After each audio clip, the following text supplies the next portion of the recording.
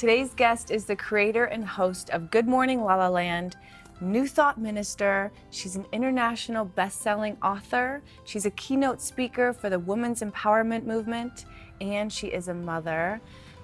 The doctor of divinity herself, the gorgeous Dr. Erin. I'm so impressed. I would have never been able to remember all that. You have so many things. I actually had to narrow it down. I was like, you're so multifaceted. Oh I was like, I have to narrow it down, or I'm never going to get it out. Just to say all that, you need a degree, right?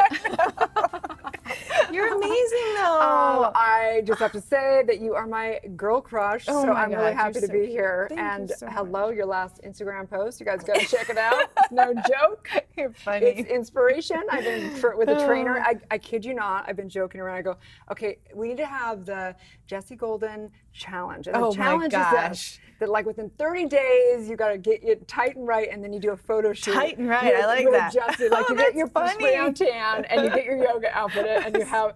I kid you not. Hey, maybe we have something there. We I actually that, like right? this idea. I'm going to take that challenge. It's all about the dark spray tan. Oh my God, that's so fun. Well, everyone's always like, is that a spray tan? I actually go in the sun. I'm actually in the sun a lot. So who knows what I'll look like in 20 years. But we'll see. But you're talking about 30 days, and you gave me your book like a month ago, and I'm just obsessed. Like, there's so much information in there, and it's 40-day guide, which I love because it really keeps you, on, accountable.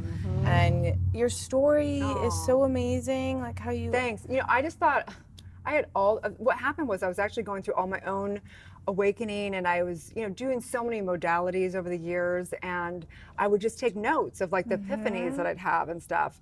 And then I had the stupid idea of writing a book, and I was like, oh, let's put this in a book. Yeah, bad idea. Don't recommend it. No, I always say everyone should write a book, because you don't write a book, the book writes you.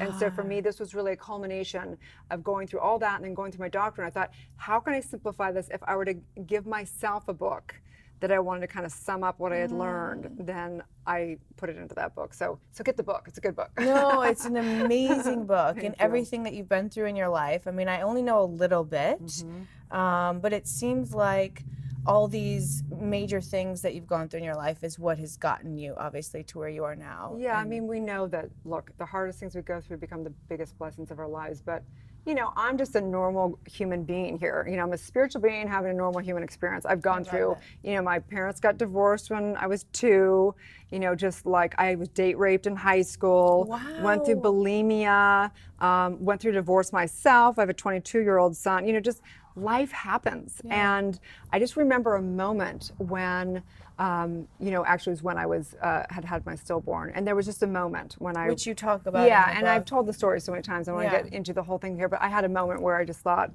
I surrendered. I was in a dark basement, and I just thought, I don't care what I do in this lifetime, but I have to figure out what the hell I'm doing here and what my spiritual nature is. And so I think the hardest things become the biggest blessing, right?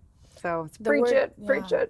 And the word surrender is like so constant and a theme in my life. Yeah. Just letting go and allowing those lessons, to be your teacher. And it's so interesting when you were just saying that. I mean, you just listed off a handful of very traumatic things. Some people think she's kind of goofy, but when I was a kid, Sylvia Brown, she wrote this book, and she talks. She wrote several books, but she talks about how she must have been drunk when she chose her life, because she was like, "Give me a little bit of this, that." It's almost like you're signing up for school and you want to take all these extra credits just so you can develop your character. And it sounds like that's kind of what you're like, just give me that and that and that. I almost think, I used to think, well, something must be wrong with that person if they're going through that hard thing, a long time ago when I was like, and now I look at it totally the opposite. I think, wow, this person's a really advanced spiritual being. They've signed up for a very advanced course in this lifetime. That's the way I totally agree with you. I don't want to take any more courses.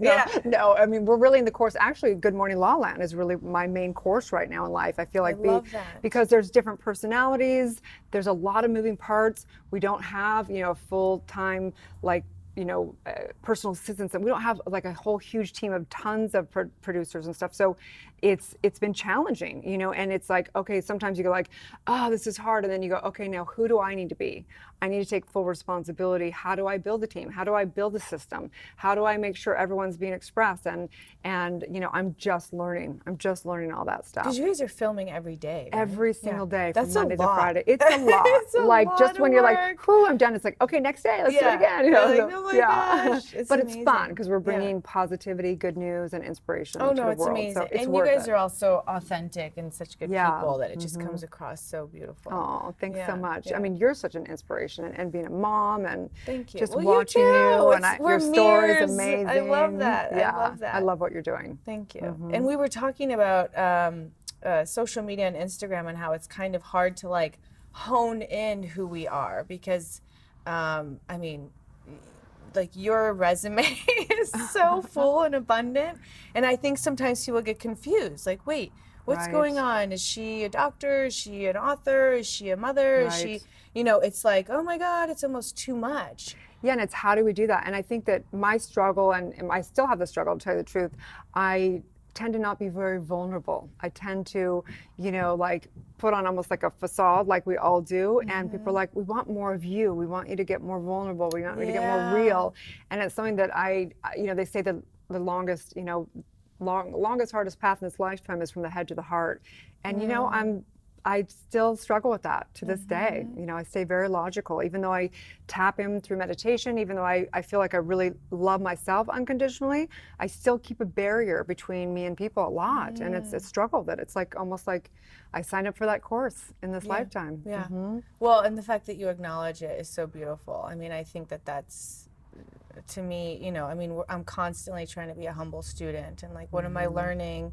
As long as you're looking at it that way, I think that that's, you know, the beautiful part. Yeah, I mean, I don't know if we ever totally overcome these things. I think I had a mentor that I think he gave me tons of freedom when he said, "You're here being a master of limitation because you're already God, you're already that. So you've come here in this relative form to experience being a master of limitations." And I'm like, yeah, like. I don't know if we're supposed to like reach this almightiness in this lifetime. I think we're supposed to just enjoy kind of having this cool game called life. And I think that's the trick people play in their head. They think someday everything's just going to be, and that's when they're disappointed. Yeah. Instead of just finding it right now. Especially like our spiritual teachers, right? We put them up on a pedestal and then we find out this stuff and we're like, oh no, you know, it's like, they're just human too. Like, right? I mean, like, unless you're just meditating up in the hills of, you know, Himalayas, like, I don't know how you wouldn't have some stuff going on around here. Yeah, and that's the truth. I mean, you know, we have so much going on a daily basis, and I think we just have to become better students. And through tools like your book and even your show. And what else are you doing? So the keynote speaker for Women's Empowerment Movement. That sounds. So right now we just launched a monthly event called Self-Love Lessons, and it's downtown LA, and. You know, and we're doing stuff also around women's empowerment and having, basically, I love working with spiritual women entrepreneurs. And entrepreneurs is kind of a big umbrella of, you know, people, I consider most everybody an entrepreneur. Even if you work for a company, if you're innovating and all that, you know.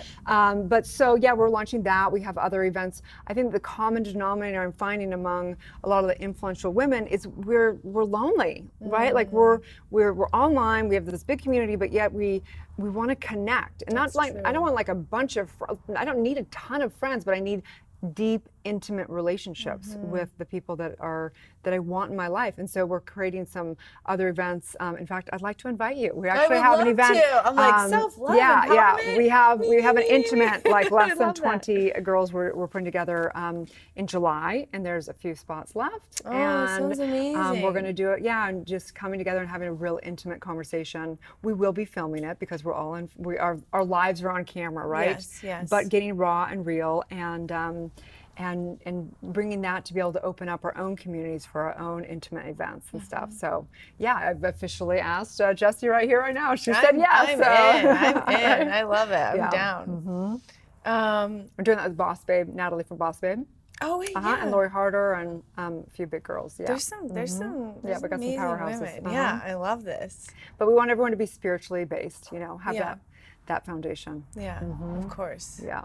I think everyone's moving in that direction. Yep. now? It's pretty common. It's like almost like Yeah. Yeah, it used to be like woo-woo, like, I don't know, should we bring spirituality into this business event? That's like really weird. But now it's like almost like you have to. I used to say that, right? Woo-wah. I'm like, I know I'm a little woo-wah. Like I would like pretense everything with that so people would listen to me. Right. But yeah, it's true. That's interesting. Yeah, so we start everything with invocations and meditations and setting our intentions, and and then we just bring it, we sprinkle it in without having it be too much. Because you practice Kundalini. Are you? I do. Yeah. Yeah, I went through training for you did practitioner. Go through training. Yeah. Yeah, Kundalini's been amazing. I love Kundalini. I love all the breath work and everything. And for years, I've been meditating for, I don't know, 20 years now or something. And I thought, oh, well, I don't really do yoga. And I didn't realize like it is yoga, right? Yeah. So I just love the breath work. It's my favorite out of all. The Kundalini is incredible.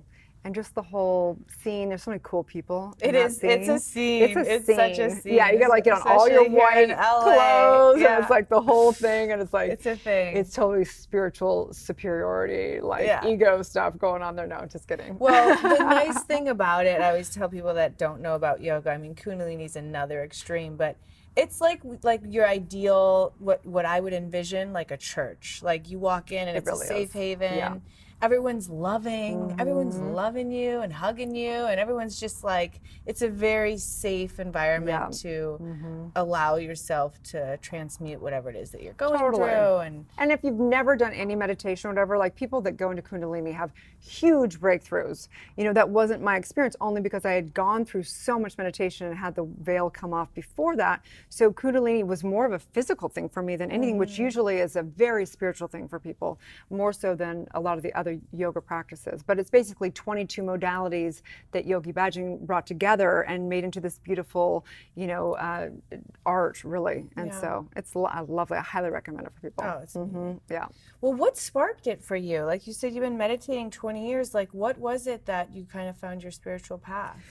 I mean, really the moment for me was when I had my stillborn and I was at the mortician's house and had a moment alone, with his, after giving birth to him the day before, and, just standing over his body and realizing he wasn't here, but his body was here. And it was just that moment, those dark moments where you make a commitment, and in that commitment, you make a decision. And the power of decision is really, you are a spiritual being. And when you make a decision, the universe, everything shifts. So that was my moment.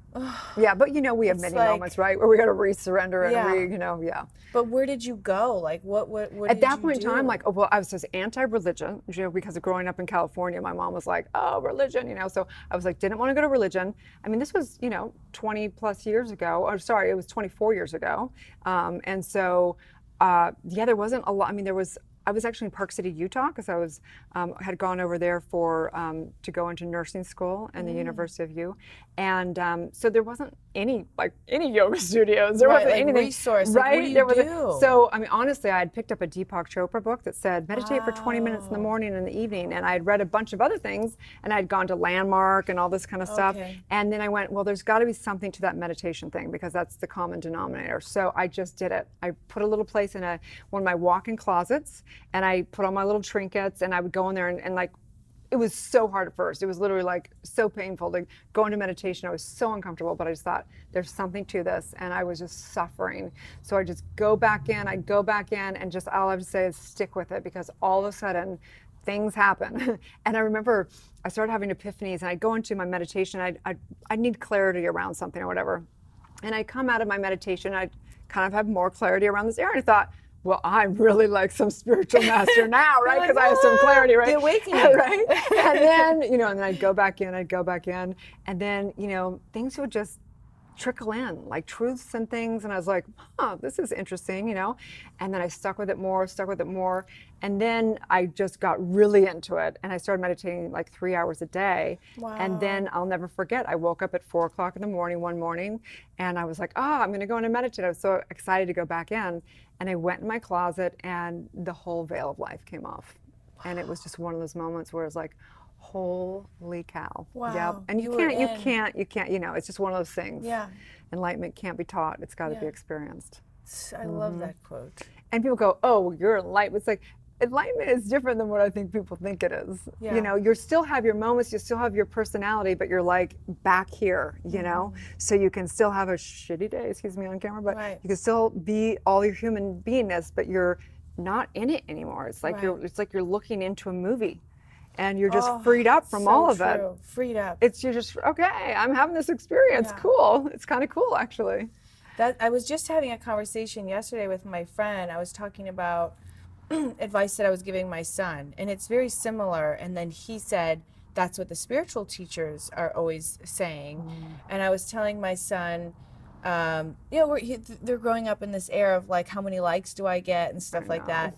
And I would have been a disaster. Yeah, and I said, Cleo, you have to be unwavering, no matter how many people like you or don't like you, or how much money you have or don't have, or how many. You have to sit in your seat and be confident, no matter what the outside is. And that's my constant practice, and I think that's kind of a practice. Yeah, though. it's a not constant like practice. You're like into your human beingness, out of your human beingness. You're like, today, that's why we have a daily spiritual practice. In the morning, you can go, remember that none of this crap matters. These shows don't matter. None of this material stuff, none of the likes, none of the followers matter. If I don't have my relationship with myself and know that that's all that really I ever get to take with me, then I've lost track of all of it. Doesn't matter.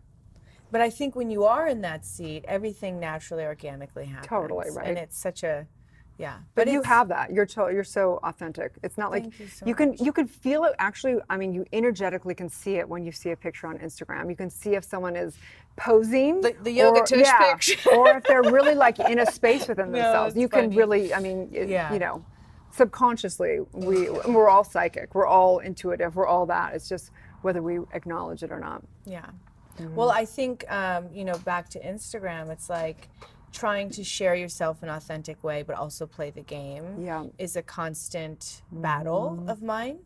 And, you know, because when I'm practicing yoga, I'm very gentle. I'm not standing on my head like I do for pictures, you know, for branding. What, you're not in your bed, like you're arching your back? That was actually real life, actually. But it was just like me and my girlfriend hanging out. But, and I know that you kind of are experiencing the same thing with Instagram, like just I struggled with it. I'm not gonna lie. Translating this onto this, you know, and it's hard to not get caught up in the likes. I'm not gonna lie, and it is a game, and we have to know that it is a pay for play, some of it, unless you got into it a long time ago, you know. So there is a game, and I think the distinction for people, they have to realize that there is authenticity and being in that spiritual truth, and then there's the game called money, there's a game called business, there's a game, and if you're gonna play that game, you have to know the rules of that game. It doesn't mean it's good or bad or whatever, and it doesn't mean that you're selling yourself out, but if you're gonna play that game, then know the rules, and part of that is getting followers and likes, you know? Yeah. But it's like, what are you gonna do? So I want to ask you a couple things. I want you to share something from your book with the audience. Like, I don't know, one of your favorite modalities or something. Sure. Like I mean, I do go through all the modalities, everything from mindfulness to meditation to visioning, intuition, all those type of things. But I think there's one thing that always sticks out, which I think if people just took this into their life would change and transform miles, leaps and bounds, quantum leaps, and it is to give up complaining. Right? Victimhood. I mean, That's if we so just true. did that, and it is a daily, I still catch myself, and I'm like, really, Erin? Like, after all this, and if you just did that. I love that. Yeah. So that's obviously not one of the spirit. I mean, it goes through. It's one of the days out of the 40 days having that conversation. This is so simple, though. I think all of us have like the victim archetype. Some have more than others. But yeah, that's the self-loathing and this kind of victimhood. It just creates disease. It's negative. It's low vibration. Well, not only that, if you think about it, you're such a powerful spiritual being that the moment you even consider yourself being the effect of somebody else, you create that instantaneously as a reality. So it's not even about like, you know, anything. It's just like you're literally creating it into effect instantaneously. And if people knew how powerful they were, then, you know, it's like they say in religion, they say, fear thy Lord. And that means really fear the law of cause and effect. And you are creating instantaneously, even through the moment you even consider something. You don't even have to speak it into existence. Wow. Yeah, that's how powerful we are. What we think we become. Yeah. Yeah.